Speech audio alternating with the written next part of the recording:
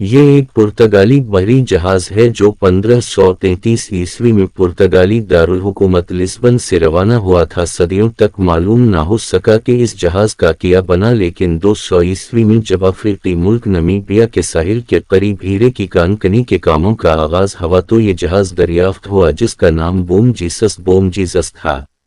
یہ ایک دلچسپ اور بہت قیمتی دریافت ثابت ہوا۔ جہاز پر بہت سے ہسپانوی اور پرتگالی سونے کے سکے جن سے جہاز کی شناخت میں مدد ملی۔ تقریباً 2000 جرمن تانبے کے بیل اور 100 سے زیادہ ہاتھی کے دانت ملے۔ اس سے ثابت ہوتا ہے اس دور میں ہاتھیوں کے دانت حاصل کرنے کے لیے کس قدر شکار کیا گیا ہوگا۔ ماہرین نے تمام اثاثوں کی کل مالیت کا تخمینہ $13 ملین لگایا ہے۔